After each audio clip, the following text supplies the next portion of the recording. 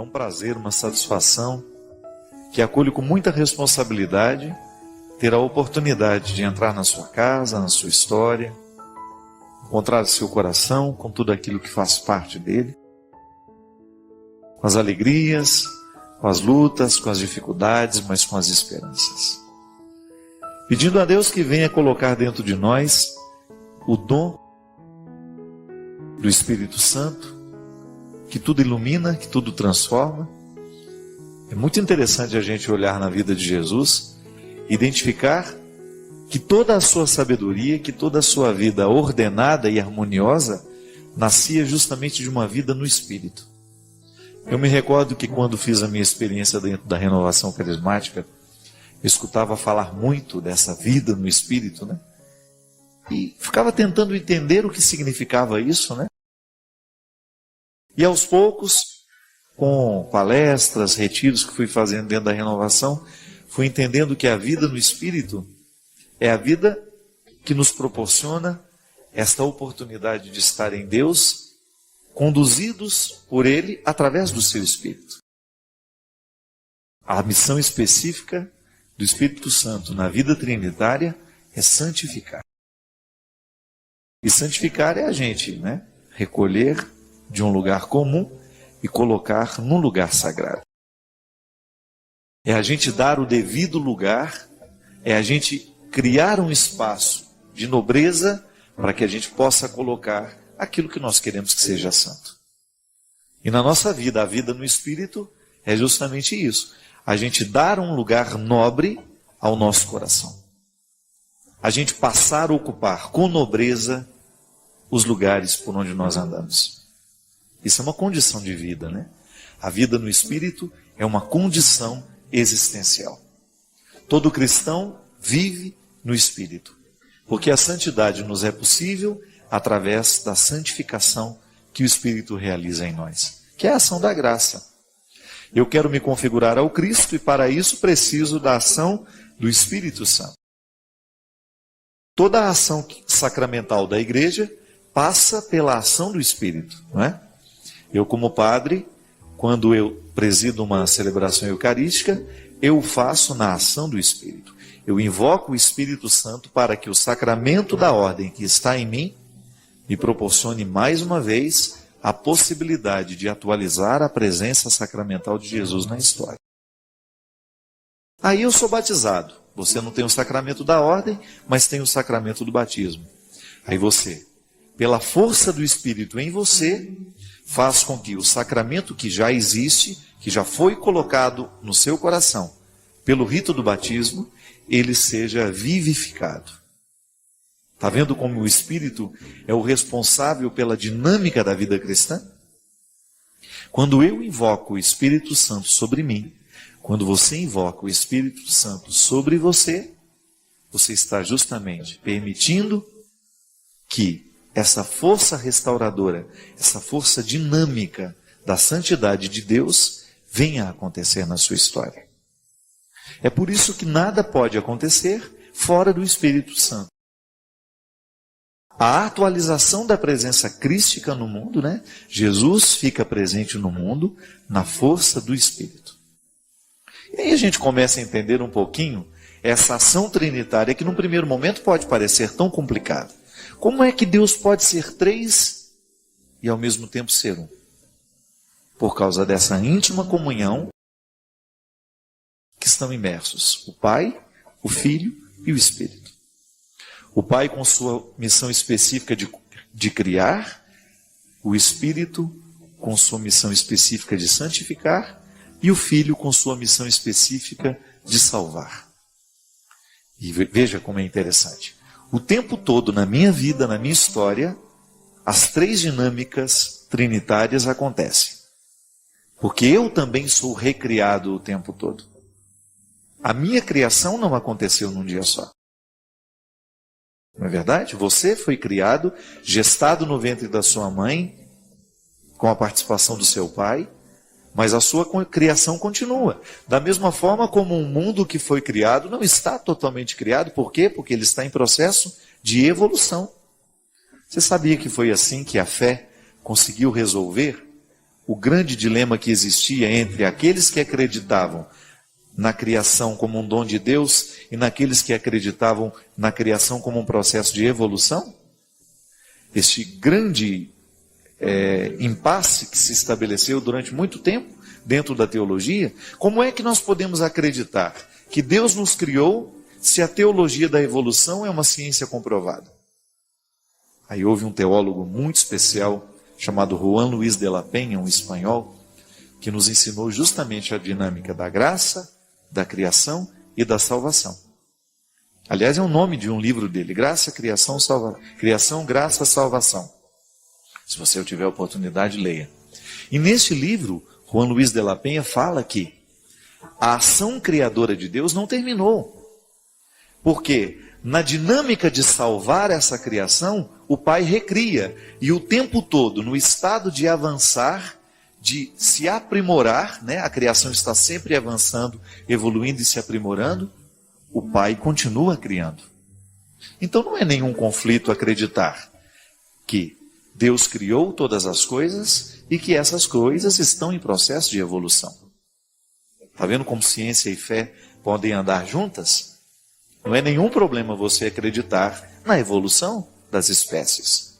É só você colocar antes de tudo isso, não só uma simples explosão, mas um Pai amoroso criando tudo isso.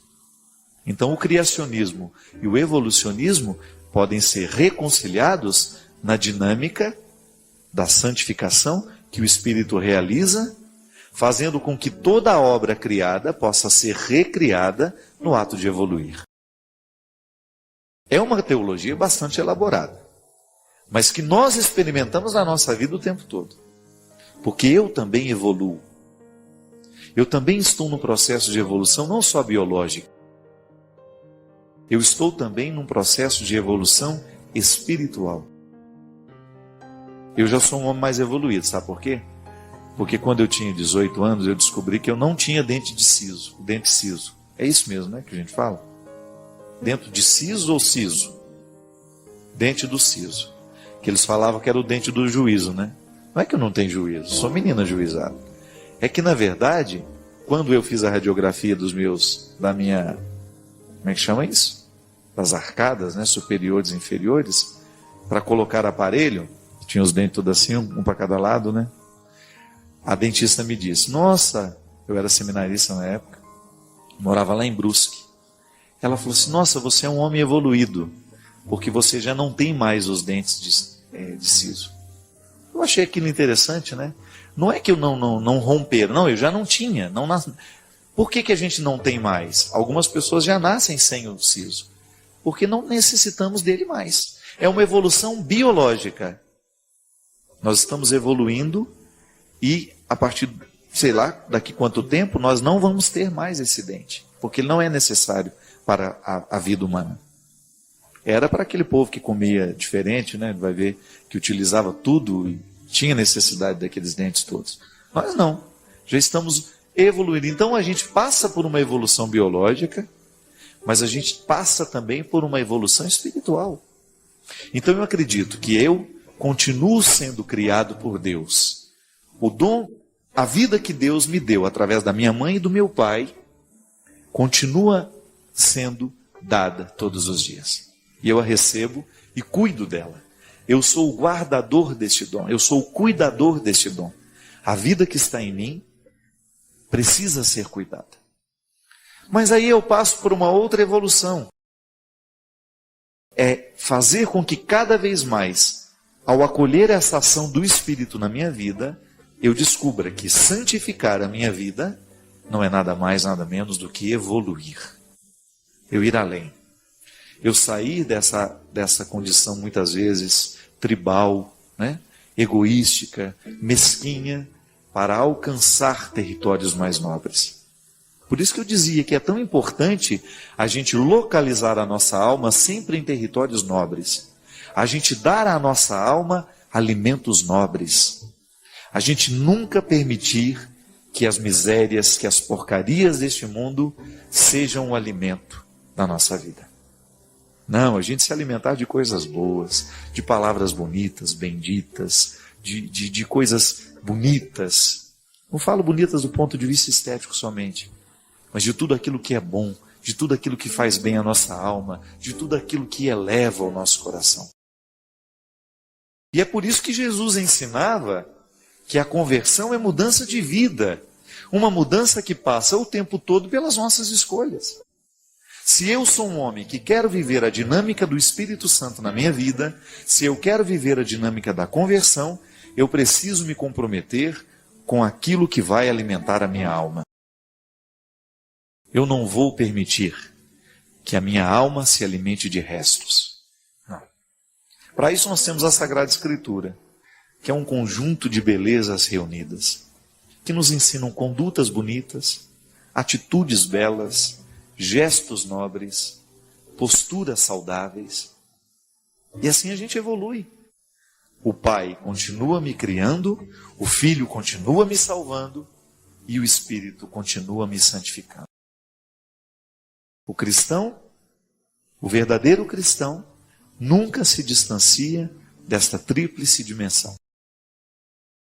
Deixar-se criar novamente. Ser aberto para que Deus continue criando você. Que você nunca se oponha a essa criação. Como? Cuidando da sua saúde, administrando bem a sua vida, não intoxicando o seu corpo com aquilo que pode lhe matar, dormindo direitinho, fazendo o seu descanso. O Pai lhe cria através do seu cuidado. Deus continua tendo a oportunidade de lhe criar, porque você administra bem a obra que você é. Aí você continua sendo salvo, porque Jesus, ao morrer na cruz, ao viver e morrer por nós, Ele nos insere nessa dinâmica da salvação.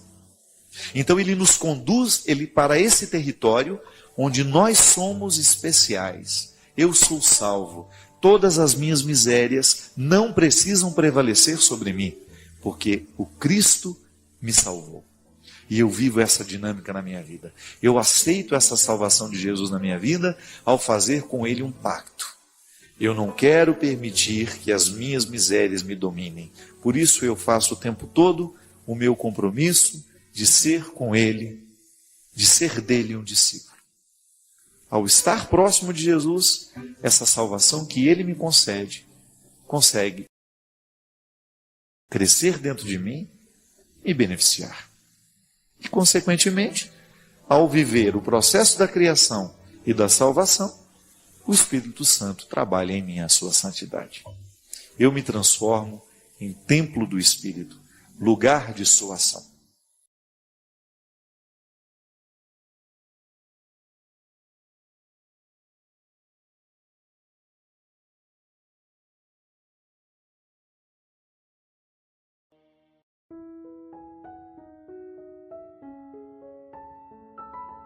Quando uma vez bateram na porta da minha casa e disseram assim: é aqui que mora o seu Natinho? E eu disse: é. O que você é dele, menino? Eu falei: ele é meu pai. Aí o senhor virou e falou assim: pois é, seu pai bebeu demais, ele está caído lá no centro da cidade, alguém precisa buscar. Eu me lembro que meu coração de menino naquela hora sofreu um golpe. Meu pai era alcoólatra, a gente sabia disso, mas ele ainda não tinha vivido aquela experiência tão trágica de não conseguir mais voltar para casa. E o pior, lá no centro da cidade, meu pai era um homem conhecido, um construtor famoso, bom de serviço, como dizia todo mundo lá. Fui eu, minha mãe, meu irmão. Me recordo como se fosse hoje. Havia chovido, meu pai ainda sujo do trabalho. Era um sábado à tarde, tinha trabalhado a manhã inteira. Passou num boteco, ficou bebendo, não teve força de voltar para casa. Estava na sua bicicleta, caiu, ficou ali, na sarjeta. Havia chovido e ele estava misturado naquela lama que fica entre a calçada e a rua. Quando eu olhei meu pai daquele jeito, sabe? Fiquei pensando. Naquela hora, que o meu coração de criança conseguia sentir era vergonha, só. Medo de que algum coleguinha meu pudesse passar, ver meu pai daquele jeito. Hoje, depois de tanto tempo já passado, depois de tanta história já vivida, eu consigo identificar que o que naquela hora eu sentia não era vergonha, era indignação. Indignação. Porque a gente fica indignado quando a gente vê a pessoa certa no lugar errado. Todo mundo é a pessoa certa. Eu não acredito em pessoa errada. Eu acredito que a gente possa assumir erros, esquecer quem a gente é, mas a pessoa certa a gente sempre é. Porque enquanto nós estivermos no impulso do Espírito Santo, na força de sermos filhos de Deus, mesmo que no pecado, nós somos a pessoa certa. Por isso que você não tem o direito de desistir de você. Mas quando a pessoa certa está no lugar errado, a gente corre o risco de esquecer que ela é a pessoa certa. E aí a gente julga pela situação. E o que eu mais sentia vontade de fazer era retirar o meu pai dali logo, para que nós pudéssemos dar um banho nele, para que ele pudesse voltar a ser o meu pai. E às vezes a vida é assim. Nós também estamos caídos em tantas sarjetas por aí. E o pior, caídos sem alguém que possa vir nos ajudar a sair. Ou pior ainda, quando vemos aqueles que a gente ama caídos na sarjeta e não temos a coragem de ir lá desafiar a nossa vergonha, o nosso medo, para dizer no ouvido dela: você é a pessoa certa, mas está no lugar errado. Quem disse que você nasceu para ser assim? Objeto dos outros, objeto do prazer dos outros. Quem disse que você nasceu para ser isso? Quem disse que você nasceu para ser drogado? Quem disse que você nasceu para ser esse alcoólatra que você está sendo, para destruir a sua vida, destruir a vida de quem você ama? Quem disse? E eu me recordo que quando eu fiz essa música para Adriana, eu me lembrei da oportunidade que eu vi meu pai caído daquele jeito, mas que pena. Eu ainda não sabia cantar. Eu ainda não sabia fazer música. Eu ainda não sabia pregar. Eu ainda não era padre. Eu nem imaginava que um dia eu seria padre. Por isso que depois que eu assumi o meu sacerdócio, eu não me canso. Eu não me canso de pregar contra o álcool. Eu não me canso de pregar contra a droga. Eu não me canso de pregar contra a prostituição. Sabe por quê? Tudo isso doeu em mim. Não aprendi nos livros, não. Doeu dentro da minha casa, com irmãs prostituídas, com irmãos drogados, com pai alcoolizado. Se hoje eu tiver força para lhe convencer, eu quero. De que você não nasceu para viver isso que viveram os meus irmãos.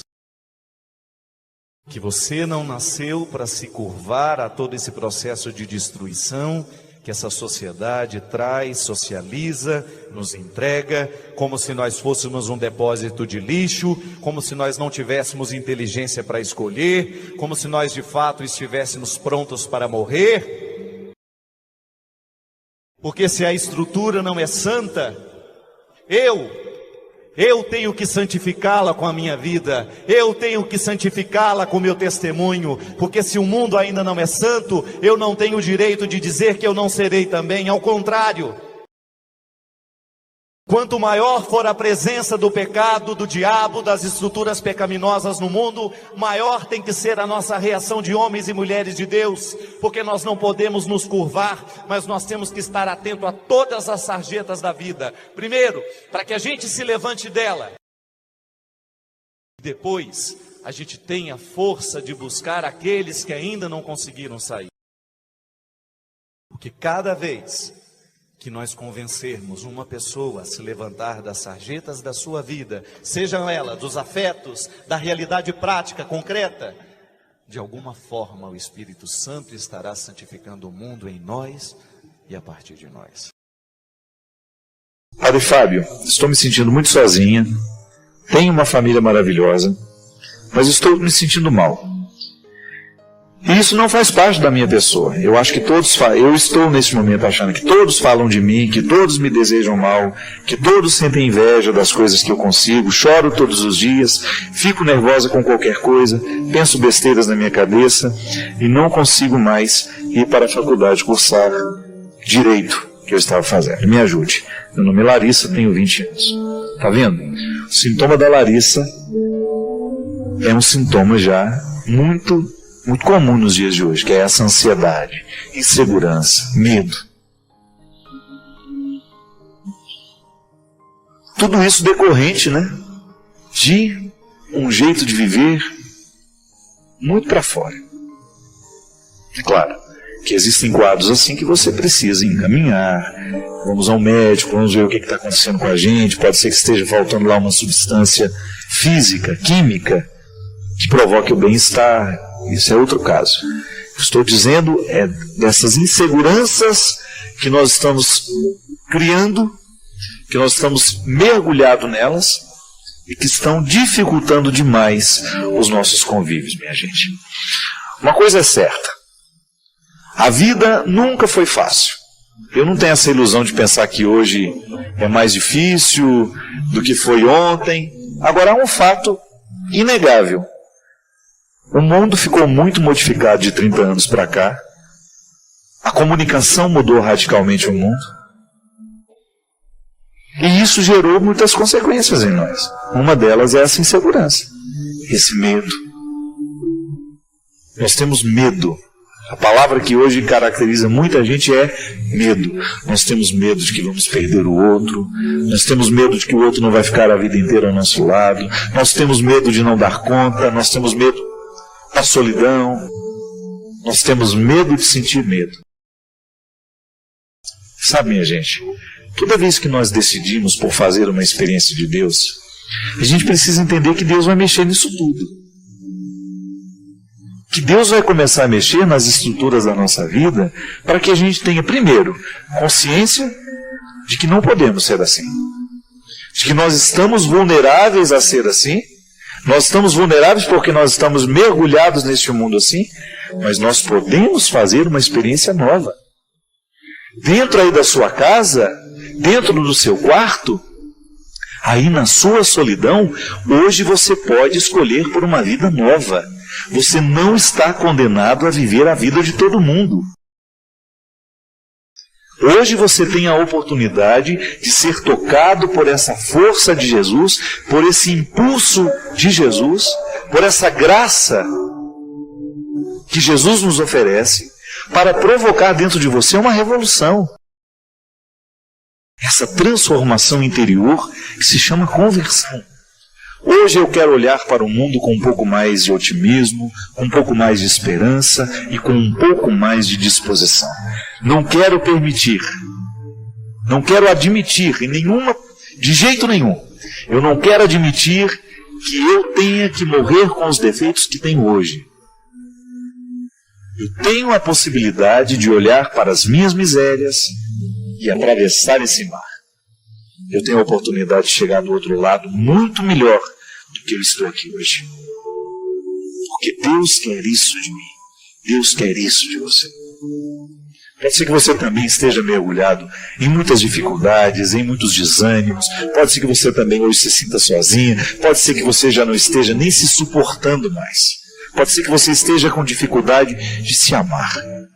Pode ser que você esteja com dificuldade de se cuidar. Dê uma oportunidade a Deus. Faça valer a sua religião. Que ela não seja mais um código de obrigações, não. Permita que hoje sua alma seja visitada por essa certeza. Deus ainda lhe quer. Permita que o novo de Deus hoje venha dar um banho, venha lavar tudo aquilo que é velho dentro de você, que não está mais servindo para nada. Não velho, tudo aquilo que está estragado, porque o velho eu quero permanecer, eu quero que muita coisa antiga fique dentro de mim. O que está estragado, permita que o novo de Deus venha substituir tudo aquilo que está danificado em você. Permita que hoje Deus venha renovar os seus sonhos. Permita que hoje Deus venha renovar as suas esperanças. Permita que hoje Deus venha cuidar de você. Permita que hoje o amor de Deus possa encontrar o seu coração e fazê-lo sentir novamente a satisfação de ser quem você é.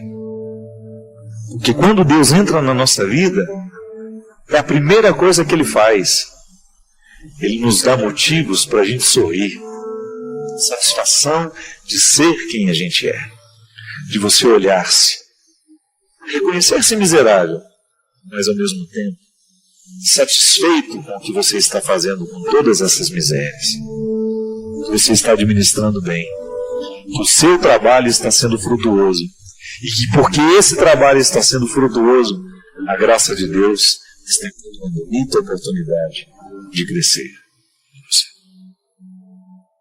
Que Ele lhe acompanhe. Que Ele lhe abençoe. Que Ele lhe faça ter condições de jogar fora tudo o que definitivamente não precisa mais continuar.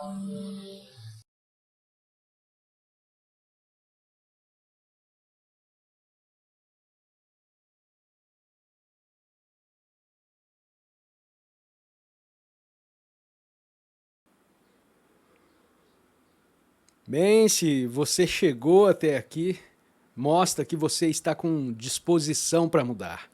Você cansou de fugir. Esse tipo de atenção é raro, é algo precioso. Deixa nos comentários a sua cidade e, se quiser, compartilhe esse vídeo com alguém que também tem sede por clareza.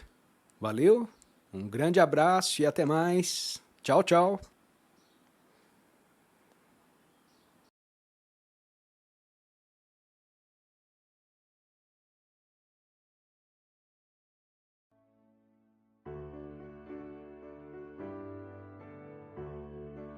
Vai ser para nós um prazer poder reencontrar o povo de Franca, o povo da região. Franca é quase Minas Gerais, né? Povo mineiro quase. O povo está manifestando aqui no Twitter, quando o programa é ao vivo, dá para a gente poder falar, né? Andréa Soares, reforçando que a Eucaristia nos perdoa, a Eucaristia nos transforma. A Lucilene dizendo, e agora assistindo o programa, ela está se sentindo melhor, porque é justamente isso que ela está precisando. Uma palavra para poder lavar a alma e os pensamentos ruins. É assim mesmo. É assim que funciona, né? A gente o tempo todo faz a oportunidade de receber informações. E às vezes a gente não tem noção de que aquela informação está nos fazendo mal. E de repente você vai... É uma conversa que você teve, é uma coisa... Igual hoje. O mundo está ficando muito cruel, né? Cada vez mais cruel. E essa crueldade fica sendo exposta. Eu estava mexendo no Twitter hoje cedo e tive a oportunidade de ver aquele post de uma menina que foi abusada. Você viu isso hoje? Uma coisa assustadora. Ela foi estuprada por 30 rapazes. Então ela estava... Não sei, não tem como dizer... não vi mais informações depois, não sei se ela estava alcoolizada ou se ela foi dopada por esse rapaz. O fato é que essa menina foi abusada por mais de 30 rapazes, e eles falam isso, o vídeo fala isso. É um total desrespeito à pessoa. E pensando, meu Deus do céu, que sofrimento, né? Um pai ver a filha nessa situação. São imagens, né? Eles gravam e põem isso nas redes sociais e riem enquanto gravam. Expõem o outro na sua total indigência, na sua absoluta indigência e sem nenhum respeito pelo ser humano. Se expõem assim criminosos, né? Mas aquilo me fez tão mal, ter visto aquilo me fez tão mal, que eu identifiquei em mim depois, né? Eu fui ficando pesado ao longo do dia. Eu percebi que foi justamente aquela notícia. mais do que a notícia, as imagens. A imagem daquela menina nua, sendo exposta de maneira tão cruel, tão desrespeitosa, fez mal, agrediu a minha sensibilidade, né? E a gente precisa fazer isso mesmo. A gente vai ficando pesado, o mundo está cruel, então essa crueldade do mundo o tempo todo nos é oferecida através de imagens, de notícias. Nem sempre a gente tem os espaços da purificação. Nem sempre a gente faz o ritual da purificação. E o peso vai ficando sobre nós. Tem gente que faz técnica de relaxamento, né? Tem gente que reza. Tem gente que faz esporte. Tem gente que lê. Tem gente que vai ver um filme, vai ver uma coisa boa, bonita, para poder fazer uma faxina da mente. A gente precisa. Nós precisamos de rituais de purificação. Como nós estamos cada vez menos rituais, né? Nós não temos mais rito para comer, nós não temos mais o rito de dormir, a gente não tem mais o rito de conviver, mesmo porque esse aqui, ó, esse aparelhinho, ele retirou toda a ritualidade humana. Ele está cada vez mais retirando até mesmo a nossa elegância, a nossa educação. Agora, eu preciso ter no espaço da minha vida, da minha rotina, uma oportunidade para purificar o que me pesa, para jogar fora os pensamentos opressivos, as palavras que me magoaram. Eu tenho que fazer alguma coisa. Eu tenho que ter os meus rituais de purificação. Quando a gente vai para o Oriente, né, eu acabei de voltar de lá, Oriente Médio, onde as pessoas são muito religiosas, embora isso não manifeste muito na maneira como elas vivem, né, porque a religião parece que não torna o ser humano amigo do outro, é o contrário, por causa da religião brigam o tempo todo. De qualquer maneira, eles têm vários ritos de purificação. Lavam as mãos, lavam o rosto, lavam os pés. Não, o cristianismo é outra proposta, é lavar a mente. A gente toma banho, né, porque faz bem, mas o que eu preciso permitir é que Deus lave a minha. Quanto mais puro eu estiver, maior será a minha capacidade de articular a vida com sabedoria. Nós estamos com a vida cheia demais. Nós estamos pela tampa de excessos. Precisamos respirar com mais profundidade, dar ao corpo um descanso maior, silêncio. Como nós estamos necessitados de ritos de purificação que passem pelo silêncio. Mas infelizmente a gente vai atropelando tudo. Mas você tem razão, minha filha. Você que acabou de dizer aqui que o programa estava justamente lhe proporcionando a oportunidade de purificar a sua mente e o seu coração. Que bom, é o nosso objetivo mesmo. Eu também me purifico aqui, em público. Padre, no dia 21 de abril, eu sofri um acidente de carro no qual a esposa de meu pai faleceu. E desde já eu estou muito perturbada, pois eu não consigo ficar dentro de casa sozinha e sinto muito medo e não tenho conseguido nem dormir. Não sei o que fazer, padre. Estou precisando de ajuda. Sim, minha filha, e às vezes a ajuda, além de ser um esforço pessoal de você livrar-se das consequências desse acontecimento, porque isso é muito traumático mesmo, né? Eu fiquei acompanhando o drama da Ana Hickman, essa moça muito bonita que nós conhecemos da televisão, que está enfrentando um drama pessoal, né? Fiquei vendo hoje, eu não tinha visto ainda as imagens dela, falando sobre o fato. Ela estava num hotel em Belo Horizonte e foi surpreendida por um rapaz que certamente tinha os seus desequilíbrios emocionais, porque não é normal ser aficionado a uma pessoa assim como ele era nela, e aquela tragédia que aconteceu. Legítima defesa assim como está relatado, o cunhado dela matou esse rapaz, porque ele estava ameaçando justamente matar os três. Ela, cunhada, ou melhor, desculpe, a esposa do cunhado.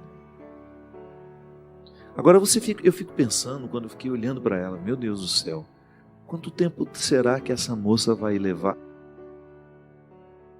para poder purificar-se desse momento? Porque um momento como esse, minha gente, é tão impactante na vida de uma pessoa. Você ver uma outra pessoa ser morta ali do lado. Pela gravação, né, que foi feita pelo cabeleireiro, a Ana, sem perder em nenhum momento até mesmo a educação com ele, a elegância no trato, né? Me diga o que eu fiz de errado para eu poder consertar, moço. E é claro que ela é uma mulher sensível, uma mulher que trabalha com arte, com beleza, tem uma alma sensível e demonstra isso publicamente nos programas que faz, nas entrevistas que dá. É uma mulher de valores, de índole.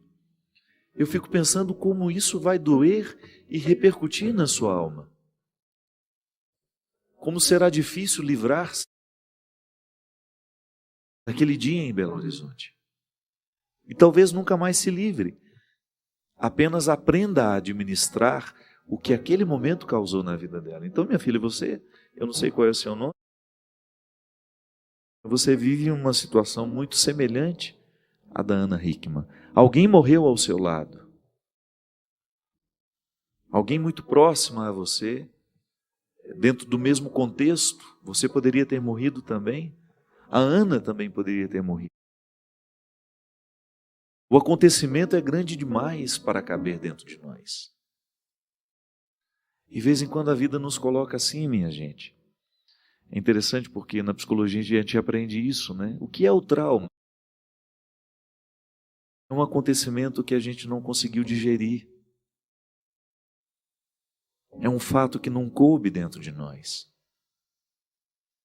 A gente vê de fora, a gente fica abatido. Fiquei abatido. Agora que estou contando, né? Ainda teve mais esse fato. Eu vi a menina estuprada de manhã, as cenas dela estuprada. Na hora que eu fui almoçar, eu vi as cenas da Ana Hickman. Uma moça que eu nunca tive oportunidade de encontrar, de estar com ela. Também não sei quem é aquela menina que foi estuprada. Não sei quem é. Mas a existência das pessoas nos toca. A gente se vê no outro. Eu me vi na menina, enxerguei naquela humanidade machucada, ferida, fiquei pensando no que aquela menina vai ter de fazer ao longo da vida para recuperar-se daquela violência terrível. Eu me vi na Ana. Pensar, meu Deus, também sofro quando o sofrimento não é meu. A vida me toca, é assim. Você também sofre quando você vê os outros sofrerem.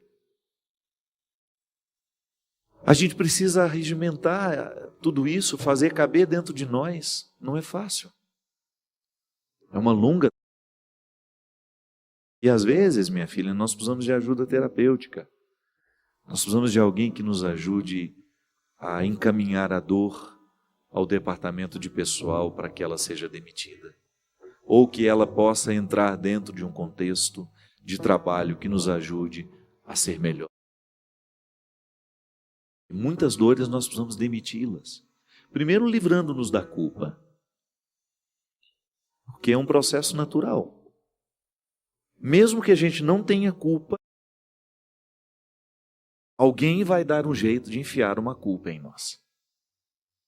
A menina que foi estuprada, ela pode ser culpada por muitos. Assim, ela era uma menina que frequentava esses ambientes, não deveria. Ela se vestia assim. Essa coisa assustadora que às vezes a gente escuta, né? Que a mulher foi estuprada por causa da roupa que ela usava. Esse é um discurso tão nojento que a gente tem até vergonha de reproduzir.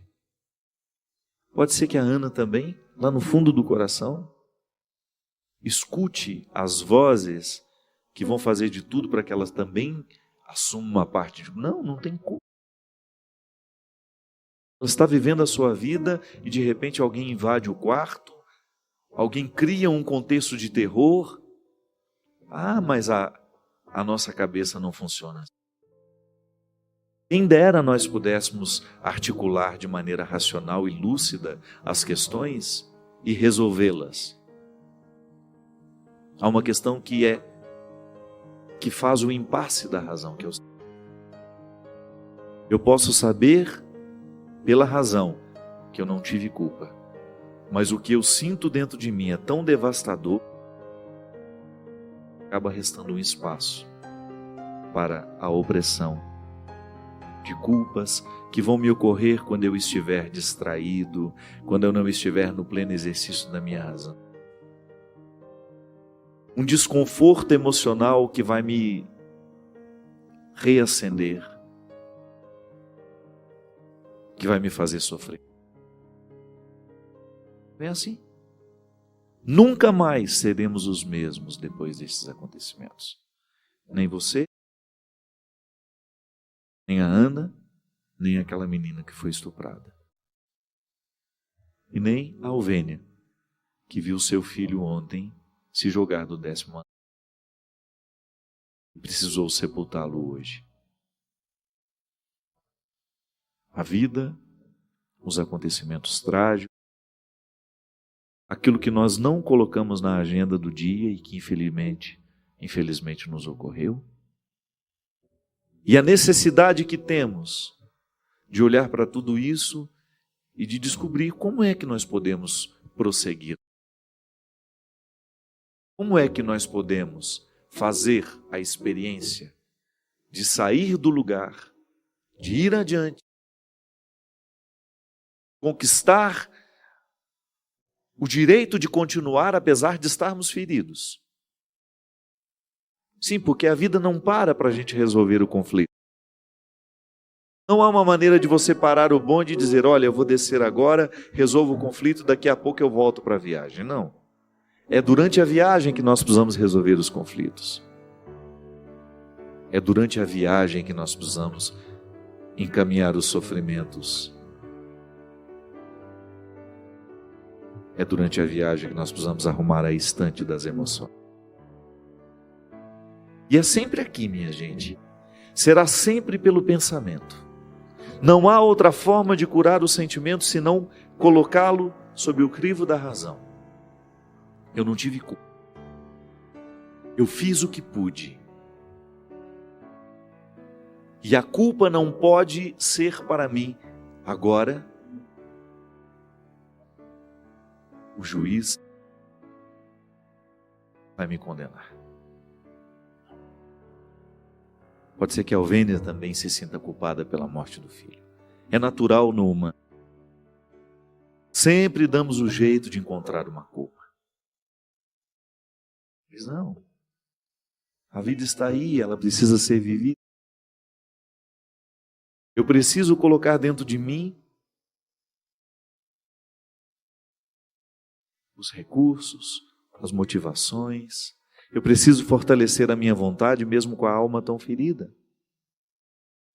E crer em Deus nos ajuda muito, né? É tão especial saber que Deus está do nosso lado nesse momento.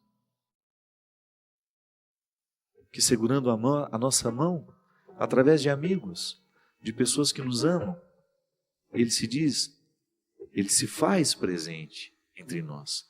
Ele fala ao nosso ouvido através das vozes que sabemos ouvir. Ele nos olha com os olhos que sabemos identificar como amorosos, amigos, solidários. E vai expulsar de nós, sim, se assim permitir, todo e qualquer pensamento opressor que possa impedir o nosso crescimento nessa hora. É o que eu desejo aos que hoje vistam. Essa menina que não sei o nome, a Alvênia que perdeu o filho, a Ana enfrenta esse momento tão difícil na vida, e essa moça que também não quis se identificar, que viu a mãe, não a sua mãe, a sua madrasta, ser morta num acidente de carro. Eu desejo que hoje essa presença eucarística, que eu posso ser através da palavra que eu digo, da história que eu conto, possa trazer Deus a seu coração.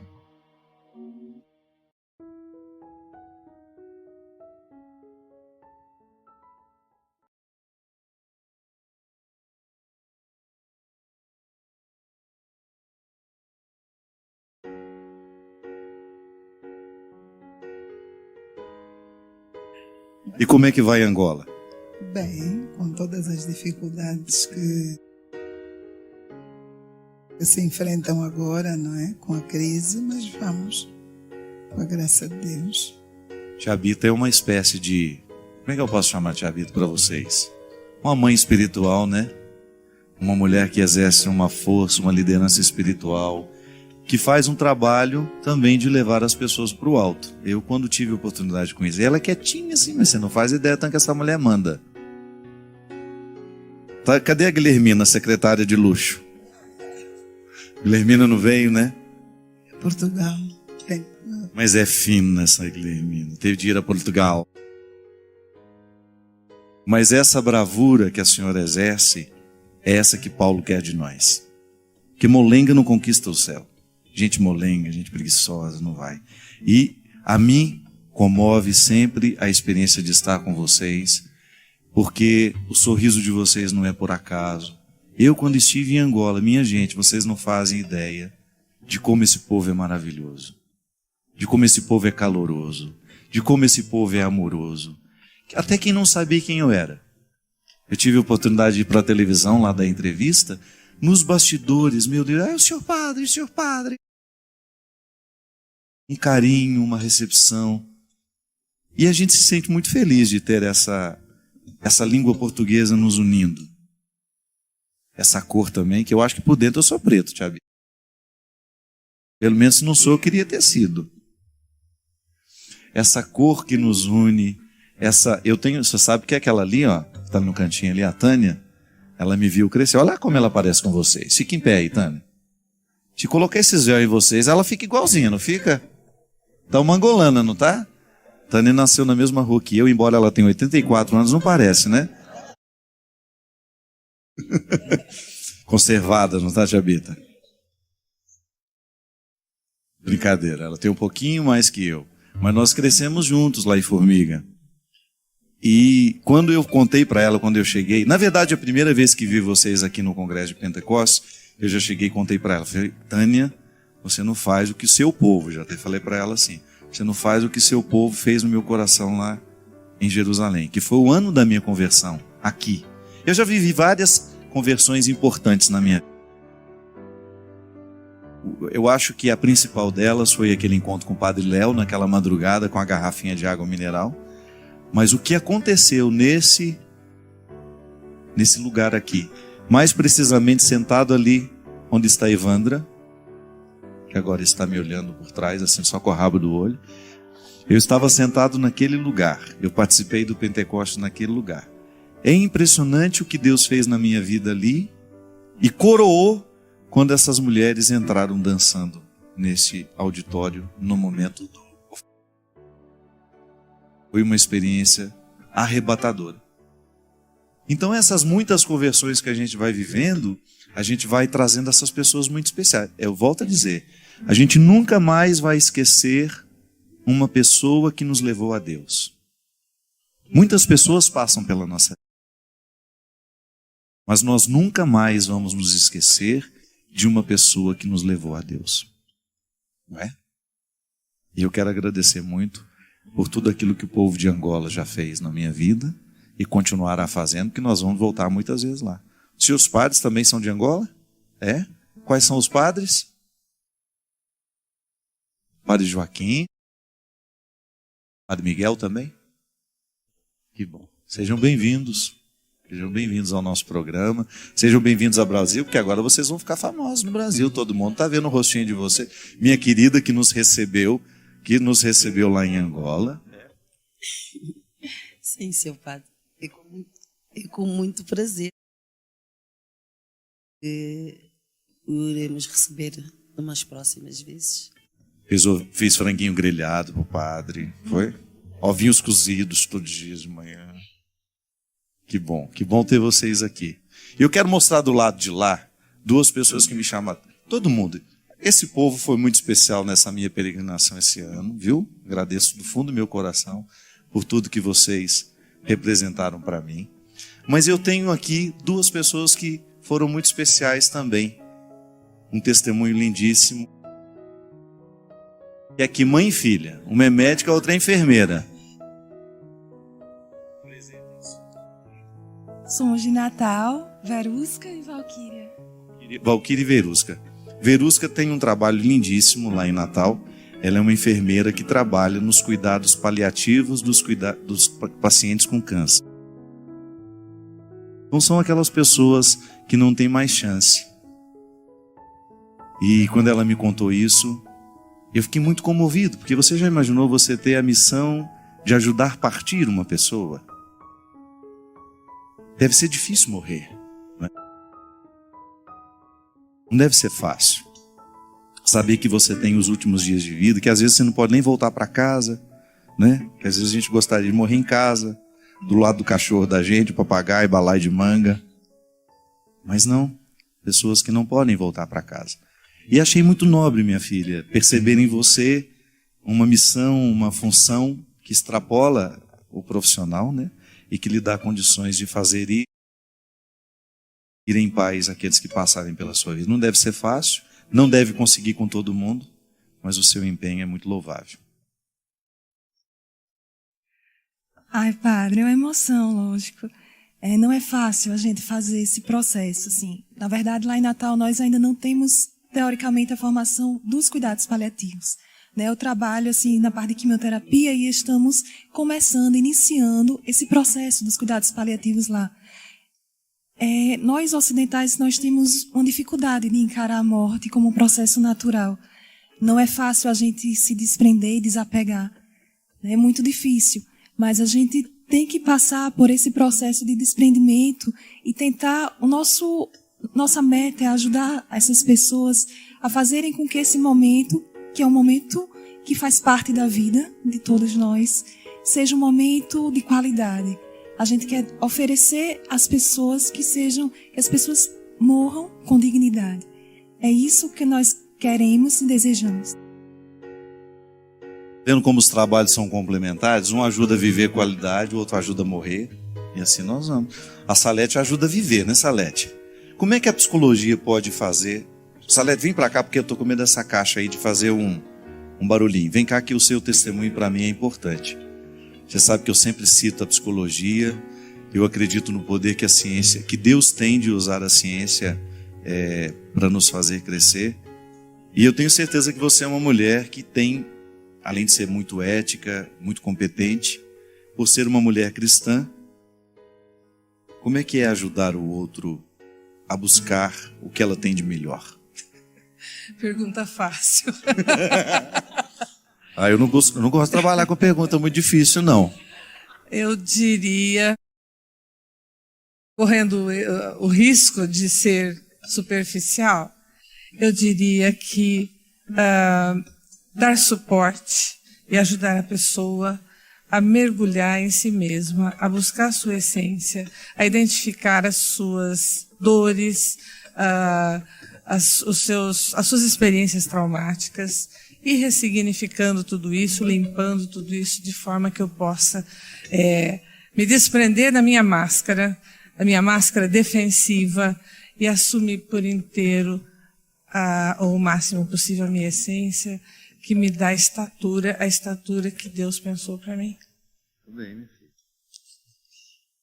Falou que estava difícil, imagina se tivesse... Não, ela falou que estava fácil, imagina se tivesse difícil. O Aranha é o primeiro a ser beneficiado, né, Aranha? Ter psicólogo dentro de casa ou é bom ou é ruim, não sei, depois a gente conversa. Mas eu sempre penso nessa oportunidade maravilhosa que o bom terapeuta, que o psicólogo não é outra coisa senão uma espécie de pedagogo também, né, que segura pela mão, que ajuda a chegar. Às vezes nós precisamos de ouvir uma única palavra na hora certa e do jeito certo. Pode ser que você já tenha escutado aquilo 1000 vezes, mas quando aquela palavra é dita na hora certa e do jeito certo, ela abre estradas dentro de nós. Por isso que eu sou apaixonado pela palavra. A palavra é o maior presente que nós podemos receber e oferecer. Uma palavra bendita, Virgínia, reorienta um caminho. Uma palavra que tem o poder de abrir estradas dentro da alma do outro. Abre caminhos, o outro, como a palavra do Miguel para nós hoje. Aquele testemunho abriu não sei quantas estradas dentro de mim, não. Esse menino, com 5 frases, ele quebrou todos nós. Como se estivesse passando um elefante numa loja de porcelana. Sai derrubando e quebrando todo mundo. Vem cá, minha gaúcha. Minha gaúcha querida. Não me faça te pegar nojo, vem aqui. Essa aqui também, com toda a simplicidade do mundo, tem tanta... Mas tu tá bonita, meu Deus. Parece que tu vai pro jogo do Inter. Isso que eu não sabia que tu ia me chamar assim. Essa gaúcha faz um trabalho bonito de levar a comunhão. Toda vez que ela vem, me ajuda a comprar uma teca. Não sei o que ela faz com tanta teca. Eu acho que ela pede toda vez. Dá de presente. Mas o que é levar Jesus àquele que não pode ir? Olha, é uma missão muito sublime acima de tudo, né? Eu me sinto assim, e cada dia o que eu peço a esse nosso Deus maravilhoso, e aqui eu estou para isso também, para Ele me fazer cada dia melhor. Que Ele, o Espírito Santo, sempre me ilumine para que eu possa levar essa palavra, que as pessoas idosas numa cama, com pouca situação, às vezes financeira, para um tratamento de saúde, vivem ali aquela vidinha que a gente não sabe às vezes dar a resposta. Mas só um abraço apertado, uma conversa ali, um cafezinho, então a gente procura. E é isso que eu busquei nos santuários, e aqui eu busco e peço que Deus me faça cada dia melhor e que me dê, né, como é que eu vou dizer, sabedoria para continuar esse meu trabalho. Gaúcha, se você leva Jesus pra gente sem estar com a Eucaristia na mão, imagina com ela. Que bom ouvir isso do senhor. Obrigado, viu? Você fez muito bem a nós. Eu queria que todo mundo falasse um cadinho. Tanta gente especial aqui. Priscila. Hoje o seu nome é Priscila. Essa, Dona Terezinha, já viajou com a obra de Maria. Vamos para Polônia agora, não vamos? Saímos dia 18, que dia? Dia 18 de outubro. 30. Você vai ou está em dúvida? Essa é a Priscila. Dona Terezinha mudou de nome, que a gente brinca muito com essa história de brincar de nome. Um dia eu conto para vocês por quê. Priscila é a companheira de quarto dela. Foi um testemunho tão positivo na vida da Dona Terezinha que ela quis ter o mesmo nome da companheira. Priscila, vou te falar uma coisa, não é fácil não. Essa criatura eu amo muito, aprendi a amar com o tempo e ela se tornou uma pessoa muito especial para mim. Para você também sei disso. Por isso que, e sabe o que eu achei mais bonito? Talvez Deus tenha te trazido aqui para conhecer Dona Terezinha. Seu santo da terra estava dormindo do seu lado. Né? A gente vem a Jerusalém para encontrar o santo da terra, e às vezes a gente não vai encontrá-lo no Santo Sepulcro, a gente não vai encontrá-lo na Galileia, a gente vai encontrá-lo dormindo na pessoa que está no nosso lado. Parabéns pelo carinho que você teve por ela, foi muito bonito aos olhos de todos nós. Tratá-la como uma mãe, já que ela não é mãe, ela pode exercer a maternidade. Foi o melhor presente que eu recebi nessa peregrinação. Uma filha bonita dessa. E o bom é que você não precisa nem pagar o plano de saúde dela, é sua filha e você está livre das dívidas. Fala, meu garoto. Eu queria aproveitar esta oportunidade, que eu trouxe uma lembrancinha para si, de Angola. Eu conheci o Senhor Padre graças à comunidade Obra de Maria. E Nossa Senhora acolheu-me nesta comunidade. E hoje eu só sinto a misericórdia de Deus. E as pessoas que mais ajudavam-me a passar por caminhos, pedras e buracos eram mulheres.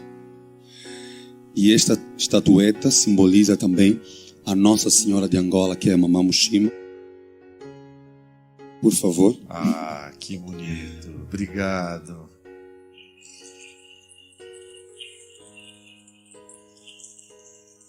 Isso mesmo, Mamã Mushima, padroeira, né? Não é a padroeira de Angola? Nossa padroeira. Que linda, olha que linda. Miguel Buila. Amém.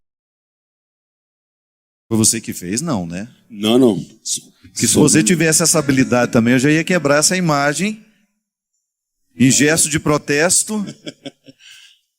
Não pode ter tanto talento. Pelo menos uma bordoada eu te dava. Amém. Brincadeira. Então, terminando para dizer que não se preocupe com o que você perdeu. Deus te tira o pão e dá-te a padaria. Amém? Oh! É isso mesmo.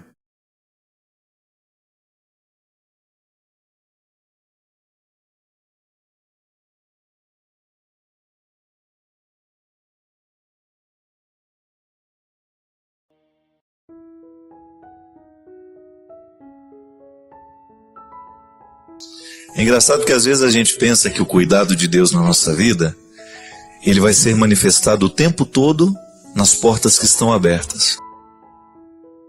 Mas a gente descobre que cuidar não é só abrir as portas. Cuidar também consiste em fechar portas. Que quando uma porta se fecha, outras se abrem. Mas a sabedoria precisa ser buscada para identificar que na porta que se fecha, também há um cuidado de Deus sendo expresso. E que nem sempre a gente consegue compreender, não é mesmo? Talvez a gente tenha sido educado em pensar e acreditar que o cuidado de Deus será manifestado o tempo todo naquilo que nos favorece. Aparentemente, né? Quantas vezes na vida uma porta fechada significa oportunidade de crescimento? E mesmo que amar e ser amado consiste o tempo todo em estabelecer limites, em abrir portas, mas também em fechar portas. Amor de pai e de mãe se expressa no sim, nas oportunidades que a gente permite aos filhos, naquilo que a gente delibera, naquilo que a gente entrega, mas o amor também se expressa naquilo que nós negamos. Sobretudo quando você descobre que a palavra não, quando usada de maneira correta, ela ajuda a estabelecer limites necessários para a construção do caráter. Nós jamais vamos poder ter filhos educados, com bom caráter, se nós não dissermos não para muitas questões. Quando você percebe que o seu filho não está preparado para aquele presente, quando seu filho não está preparado para aquela situação, para aquela viagem, para aquele momento de solidão, né? Quando o filho começa a reivindicar que ele quer viajar sozinho, que ele quer fazer sozinho, quando você percebe que ele não está preparado para este momento, e você diz não a ele, mesmo que ele não compreenda, aquele não é importante na construção do caráter do filho. Isso é cuidar, né? Talvez porque a gente viva um momento de muita liberdade nos tempos de hoje, a gente tenha identificado que cuidar é a gente permitir. Não. Cuidar também é não permitir. E é nesse equilíbrio bonito que nós vamos descobrindo a experiência do cuidado como frutuosa. E é interessante porque, em se tratando de religião, este lugar humano onde nós nos colocamos diante de Deus e com Ele estabelecemos uma relação, muitas vezes na religião nós vamos aprender de maneira muito errada que o cuidado de Deus se expressa naquilo que Ele providencia. Certo? Mas a providência de Deus não é só permissão. Há uma série de realidades que Ele vai nos negar que são importantes para nós. Pode ser que a gente não entenda a negação hoje. Mas quando depois de um tempo você vai analisar, é verdade.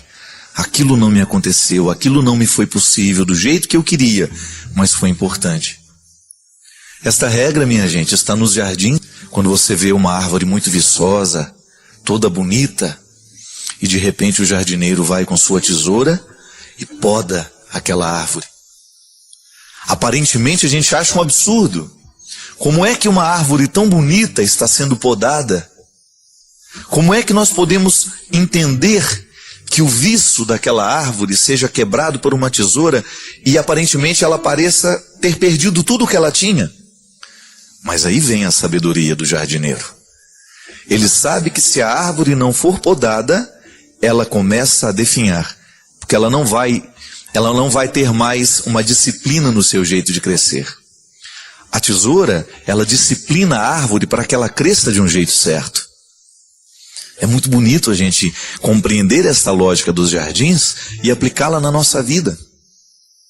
Quando a gente sofre uma poda, é tão doído, né? Porque você está acostumado a ser vistoso, você está acostumado a ser grande e de repente uma realidade vem e lhe poda. E você não entende aquilo. É como a gente ser corrigido. Quando uma palavra de correção chega até o nosso coração, a primeira reação que a gente costuma ter é de negação daquela correção. A gente acha que a pessoa que está nos corrigindo está agindo com maldade, a gente corre o risco de pensar que a correção é uma maldade do outro, mas não. Nem sempre ela é uma maldade. Pode ser que seja. Pode ser que existem pessoas maldosas que estejam querendo podar você, não porque você precisa de poda, é porque o seu trabalho, o seu sucesso incomoda. Mas quando esta correção vem de uma pessoa que tem a autoridade afetiva do amor, eu sempre digo isso, minha gente, dê ouvidos a quem ama você. Se a palavra de quem ama está diretamente conectada com a responsabilidade de fazer você crescer, é importante ouvir o que ela tem a dizer. Porque é a palavra da poda, é a palavra da reorientação, é a palavra do cuidado, né? É uma palavra que cuida de nós. Quando você já experimentou na sua vida, alguém ama você. E ela lhe indicou caminhos que eram mais difíceis. Eram caminhos de podas, eram caminhos de renúncias. E você ousou buscar, mesmo sabendo que não seria fácil. Quando eu fazia faculdade de teologia, o padre Joãozinho uma vez me disse assim, estava logo começando o curso, e eu não estava gostando muito de teologia, que eu tinha ficado apaixonado pelo curso de filosofia, e no meu primeiro ano de teologia eu custei a gostar. Depois me apaixonei também, e até gostei mais do que a filosofia. E eu me lembro que numa daquelas conversas que eu tive com ele, ele me disse assim, Fábio, você está acostumado a fazer só o que você gosta. Comece a experimentar na sua vida, a fazer coisas que são difíceis para você, que não dá muito prazer. Por exemplo, agora você tem a teologia diante de você. Comece a buscar os caminhos da teologia, mesmo enfrentando as dificuldades que ela lhe oferece. Você não gosta, você prefere a filosofia, mas faça questão. Faça questão de buscar o conhecimento teológico com todas as forças do seu conhecimento, da sua inteligência e da sua afetividade. Queira a teologia. Porque quando a gente faz alguma coisa que a gente não gosta, é uma oportunidade preciosa que a gente tem de crescer. Porque fazer aquilo que você já sabe não vai lhe fazer crescer muito. Eu já sei fazer e aquilo eu repito. Agora, quando você é colocado numa situação adversa, quando você é colocado numa situação contrária, o seu cérebro, a sua emoção tem que reagir de um jeito que você evolui, você avança como pessoa. E aí ele deu um exemplo muito bonito. Tenha dentro de você sempre a coragem de buscar as suas reservas de amor. Porque você vai precisar usá-las no momento em que você estiver sendo contrariado. No momento em que a coisa não for muito favorável a você. E eu tenho, sabe, minha gente, depois dessa conversa com o padre Joãozinho, tanta coisa ficou mais clara diante de mim. Sobretudo porque eu tenho uma vida muito corrida. E eu confesso para vocês que eu não gosto disso. Eu preferiria muito mais ter uma vida tranquila, uma rotina. Quando eu exercito o cansaço excessivo da minha missão, eu sempre me recordo dessa palavra do padre. Quando eu chego num lugar que eu não gosto, porque não é todo lugar que a gente vai que a gente gosta de estar. Ou porque você está muito cansado, ou porque ali tem gente demais e você tem que dar muita atenção e você não está com aquela disposição toda, eu sempre me recordo da palavra. Busque as reservas, que é nesse momento que você cresce. A gente vai ficando infeliz quando a gente não tem a poda, sabe? Porque você vai ficando só a árvore que cresceu. E ela deixa de crescer. ela atinge um patamar e depois ela fica disforme, porque ela vai lançando galhos para todas as direções, ela perde a disciplina.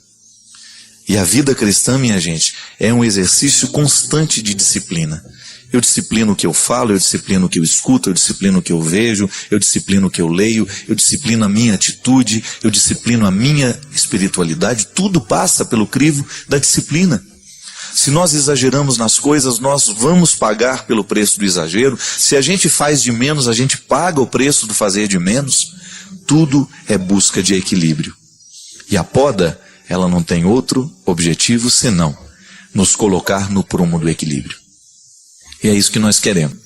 Porque todos nós, sem nenhuma exceção, precisamos viver os processos do cuidado de Deus, que consiste em permissão, mas também em negação. Tem um livro muito interessante, O Homem Insuficiente, do Luiz Felipe Pondé, e ele fala justamente disso, do quanto que na vida, viver essa insuficiência é um processo natural, de você descobrir que você não é todo, você não é completo, e que a experiência do encontro, quando saudável, ela permite justamente uma superação, ou até mesmo que passa pela compreensão disso, né? Eu me compreendo limitado, e o outro me ajuda a administrar melhor essa incompletude, para ter uma harmonia. Intersubjetividade é essa: eu não me basto, eu preciso de você, eu preciso de alguém que me complete. Então, é claro que para eu me relacionar com alguém e ser comunhão, eu preciso ser totalmente eu.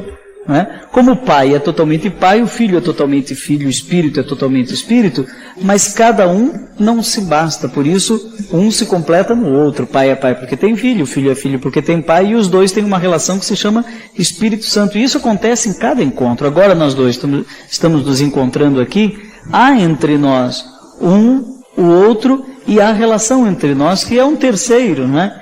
E isso é o bonito. No casal isso é até mais bonito, porque nasce o filho, não é? O eu te amo da declaração de amor acaba se tornando gente. A palavra se faz carne, se faz choro, se faz neném, não é? E em Deus há a mesma dinâmica. O amor é isso, né? O amor é relação. Se nós refletíssemos um pouco mais sobre isso, não viveríamos nos nossos apertamentos. Apartamentos sim, mas apertamentos não, naquela solidão desacompanhada. Você tem uma música interessante que fala sobre solidão acompanhada, não é? Nós, no fundo, somos pessoas solitárias. Há momentos que estou eu, meu travesseiro e Deus, não é? Mesmo o casal, quando um vira para um lado, o outro para o outro, há uma solidão no mesmo leito. Mas essa solidão tem que ser acompanhada, porque Deus sempre está conosco. E eu fico pensando, padre, o tanto que é difícil orientar alguém sem que essa orientação passe pelos egoísmos que são próprios daquele que orienta, né? Eu fico vendo o tanto que na vida é difícil você escutar uma palavra e você acreditar que aquela palavra esteja realmente comprometida com a sua felicidade. Isso é muito bom, porque num determinado momento da vida, o que a gente mais precisa é isso. É você confiar que o que o outro está lhe dizendo é favorável à nossa alegria, à nossa felicidade. Então o amor você se dá, você se doa, você abre o coração. Depois eu descobri que não basta o amor. A amorosidade é só um lado da moeda, nós precisamos ser amáveis. Quer dizer, eu tenho que dar condições de que o outro me ame, mas às vezes o outro é difícil. Daí eu escrevi Como Liderar Pessoas Difíceis. Depois que eu fui me dar conta, Fábio, que são os dois lados da moeda. O amor é como uma moeda que tem dois lados: a amorosidade e a amabilidade. Eu amar, mas eu permitir que o outro me ame, porque às vezes o meu coração está muito aberto para amar, para me doar. A mãe faz muito isso, né? Se dá inteira para os filhos, pai, mas nem sempre eu sou tão amável, autossuficiente. Você falou da insuficiência, né? A pessoa amável, ela reconhece que não pode, que não consegue, que não se basta, né? Que precisa da ajuda do outro quando vem o sofrimento, quando vem a lágrima. É tão bom ter um ombro para chorar, uma pessoa que chega e diz: olha, estou aqui, né? Vamos lá, vamos para frente. Quem dirige a nossa vida, segundo o Espírito, é o próprio Deus. Então o Espírito Santo é o diretor espiritual. Direção espiritual é descobrir a direção do vento, a direção do Espírito de Deus. Essa ventania de Deus, ela me manda para o norte, me manda para o sul. A vontade de Deus me manda a cada momento para algum lugar. E direção espiritual é descobrir a direção do vento na minha vida. Então nós podemos ajudar alguém a discernir aqui também. E às vezes nessa direção do vento há obstáculos, né? Há entraves. Quantas pessoas que me perguntaram já sobre nulidade matrimonial, né? E às vezes uma palavra pode ser uma chave que abre o cofre de um enigma vital. A pessoa não consegue ir para frente, está bloqueada nos seus relacionamentos, até no relacionamento com Deus, mas por que não, com as pessoas. E por quê? Porque falta uma palavra. E quem vai dizer essa palavra? Talvez ela não tenha quem diga essa palavra. E aquela palavra, ela diz, puxa, mas é verdade. E depois, claro, ela vai procurar um sacerdote, um amigo, alguém que possa ajudar a discernir essa direção do vento na vida dela. Acho que a gente se colocar na direção do vento para que ele possa nos levar a impulsionar, isso é muito interessante, essa metáfora. Porque o que às vezes acontece muito aqui no programa, e você sabe disso, que nos acompanha, é que às vezes o que a pessoa precisa é colocar-se no lugar certo. Eu gosto muito daquela definição de paraíso, que é o espaço delimitado para o encontro, né? Quando Adão e Eva saem do lugar delimitado para o encontro, eles estão fora desse impulso do vento. Aí entra todo o processo da dor, todo o processo da angústia. Não é que Deus tira isso de nós quando nós estamos no lugar certo, mas é que na verdade a gente se encaminha no jeito certo na própria vivência dessa experiência de dificuldade. Essa ideia é fantástica. Esse programa teria valido a pena só com essa ideia, Fábio, porque veja, por exemplo, o Padre Zezinho cantou, quando Jesus passar, eu quero estar no meu lugar. É genial, né? Porque aqueles que não estavam em Cafarnaum, quando ele passou, né? Ou ele estava ali, Zaqueu subiu na árvore, mas e quem? O vizinho dele que ficou dentro de casa e não foi olhar o que estava acontecendo. Não viu, e Jesus não passou na vida dele. Jesus passou na frente da casa dele. O caso mais emblemático desse sujeito que estava fora do lugar na hora... Estava no lugar errado na hora certa, né? É o Tomé, né? Jesus apareceu e ele faltou. Ele não estava lá quando Jesus apareceu depois da ressurreição. Daí na semana seguinte ele estava, mas aí Jesus não apareceu.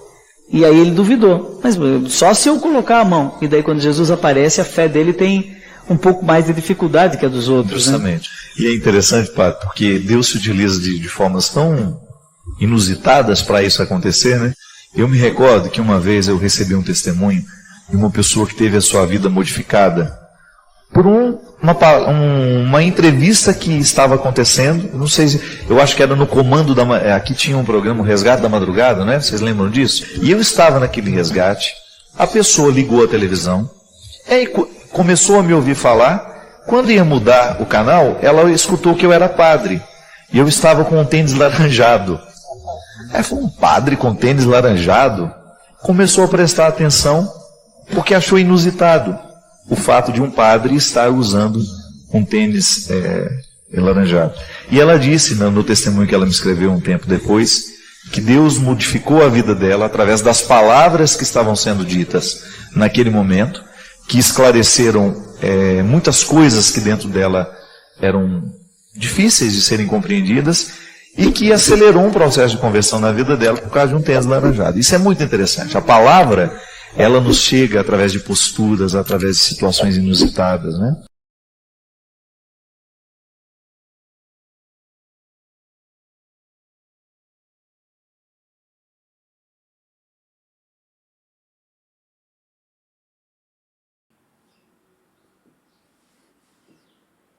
Se você ficou até o fim, é porque algo aí dentro de você escutou e queria escutar essa mensagem. Comenta aí a cidade onde você nos vê, envie esse vídeo para alguém que vai entender o que você sentiu. Essas pequenas ações ajudam essa mensagem a propagar e a continuar existindo. E óbvio que aquele joinha também ajuda, né? Então, um grande abraço a todos e até o próximo vídeo. Tchau, tchau.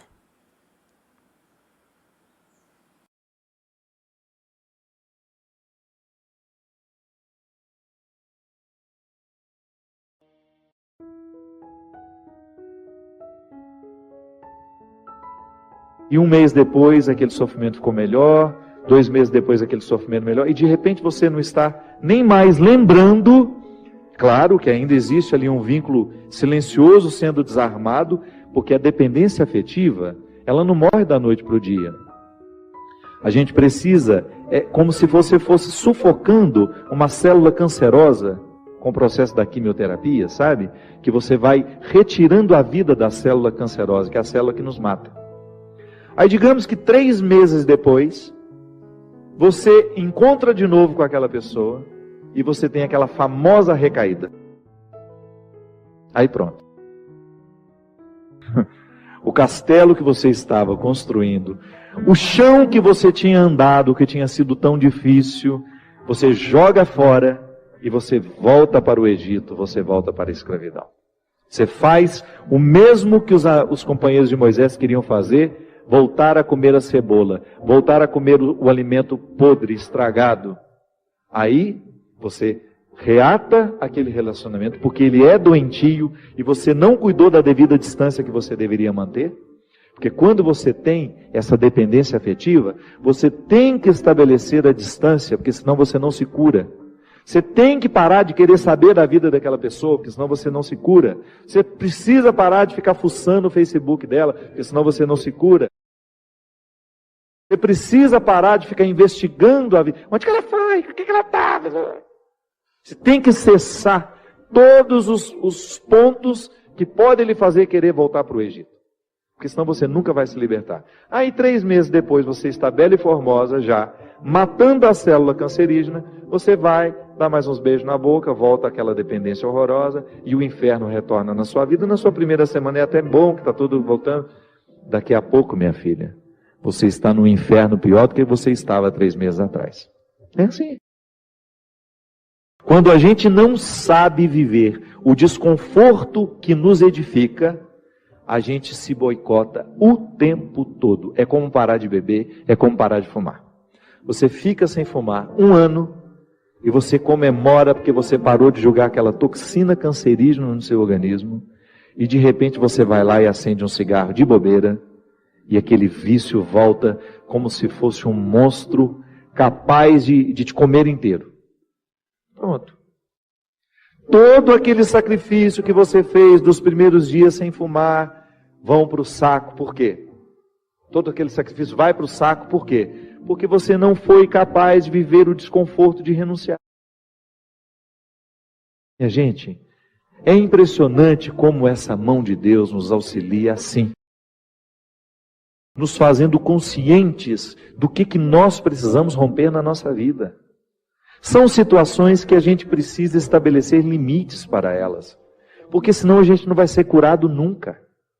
A gente vai ficar eternamente doente na fila dos necessitados, chorando e mendigando um pãozinho de bondade do outro, um pãozinho de afeto do outro. Pelo amor de Deus, nós não fomos feitos para isso. Nós não fomos feitos para ficar arrastando dependentes afetivamente dos outros. A gente foi feito para amar.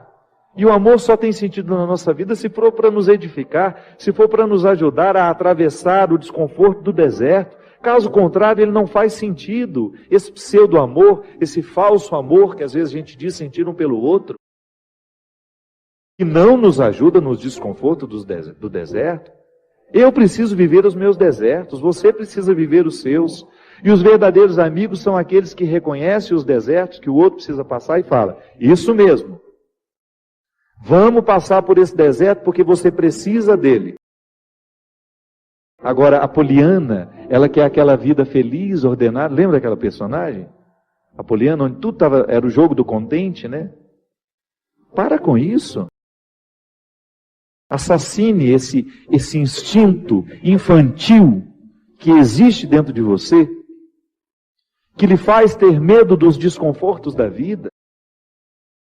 O desconforto da vida, quando bem vivido, ele só nos torna melhores. Tira essa máscara de coitadinha que você gruda na sua cara para os outros terem eternamente pena de você. Você só perde tempo na vida assim. Que bobagem!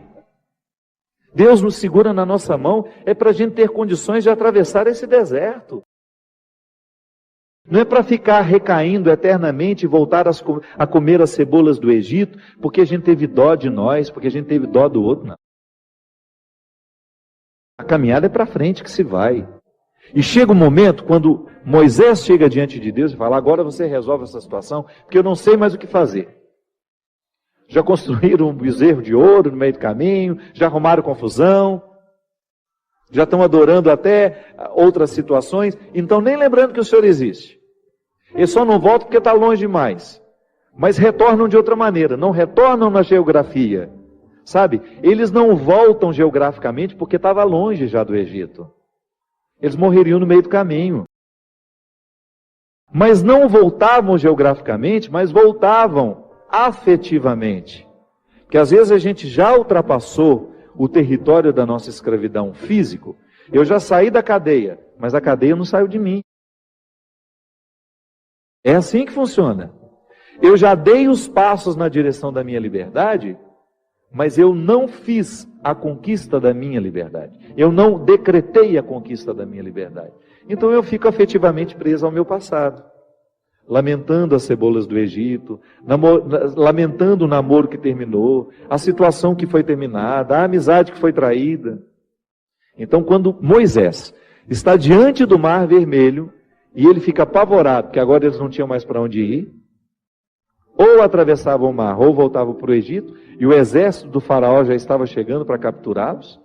O que ele faz? Ele tem uma reunião particular com o Senhor, né? Uma audiência particular de urgência. Liga lá para o secretário de Deus e fala, ó, pelo amor de Deus, você pede para ele me atender hoje, que eu não posso mais ficar sem essa resposta. O exército do faraó está chegando. E aí ele acha que Deus iria dar uma resposta fácil para ele, né? Ia dar uma solução rápida. Não. O que Deus fala? Lembra, Gino? Lembra? Corre, né? Entra nessa água. Olha que frase forte. Diga ao povo que caminhe. Eu não vou fazer por vocês o que só vocês podem fazer. Eu vou dar todas as graças para que o milagre aconteça. Eu vou fortalecer a coragem de vocês, mas se não colocar o pé na água, se não desafiar este mar, ele não se abre. Foi o que o povo fez. Moisés à frente, certamente, cheio de medo também, né? Ai, meu Pai de misericórdia, o que vai acontecer agora? Quando ele começou a entrar, a colocar os pés na água, Deus faz a sua parte. Minha gente, a nós nem importa se isso aconteceu dessa maneira mesmo. A nós interessa é o fato de que Deus faz diariamente isso na nossa vida. Sempre que eu me encorajo a vencer os mares que me desafiam, eu estou exercendo o cuidado de Deus na minha vida. Sempre que eu me encorajo a colocar o pé no mar que me ameaça, eu estou cumprindo a parte da promessa de que Ele estará sempre ao meu lado. Você faz a mesma coisa. Sempre que você desafia os seus mares, sempre que você enfrenta os seus desconfortos, quando você não tem medo do desconforto que lhe chega, quando você olha para ele de frente, você fala, e agora? O que é que nós vamos fazer a partir desse momento? O que você me traz de bom? O que você está me desafiando? Eu vou aqui recrutar as minhas melhores partes, porque só isso me interessa.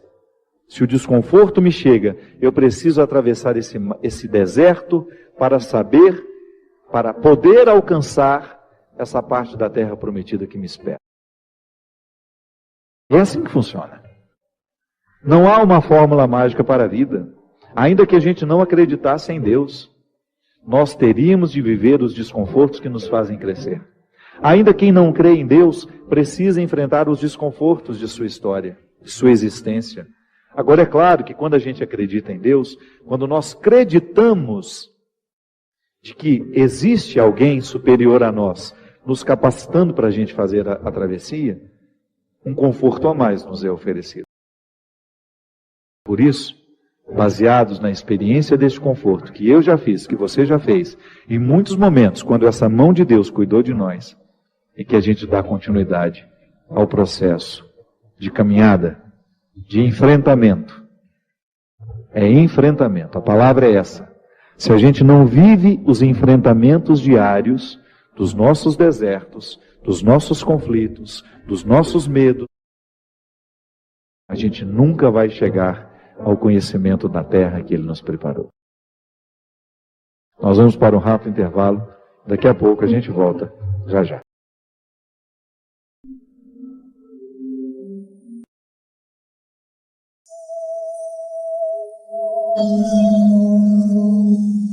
Estamos de volta com o programa Direção Espiritual. Boa noite, Christian. Tudo certíssimo por aí? Eu te cumprimentei hoje, não? Acho que não, que nós gravamos aqui antes, eu não sei o que eu fiz. É que eu tô velho, ele está sonolento. Se você observar o Christian hoje, inclusive eu vou pedir até que você focalize ele um pouco mais, ele está mais sonolento que o normal hoje. Está quase dormindo. Ele falou que os pernilongos na casa dele já se acostumaram com aquele líquidozinho que a gente põe para queimar, para espantar. Olha só que interessante. Eu não sabia nem que eu ia falar. Quando eu comecei a cantar a música, eu ia falar da proteção de Deus na nossa vida, mas não sabia que iria desembocar nesse discurso todo da proteção que desprotege, do desconforto da estrada, do deserto, como algo essencial à vida humana, irrenunciável, e que nenhuma visão ingênua religiosa pode nos impedir de compreender a vida assim, né? A dificuldade como um processo natural na nossa vida. E aí, olha o texto que eu tinha preparado para hoje, que está em Mateus 10, versículo 34. Não penseis que eu vim trazer paz à terra. Não vim trazer paz, mas sim a espada. De fato, eu vim pôr uma oposição entre o filho e seu pai, a filha e sua mãe, a nora e sua sogra, de maneira especial.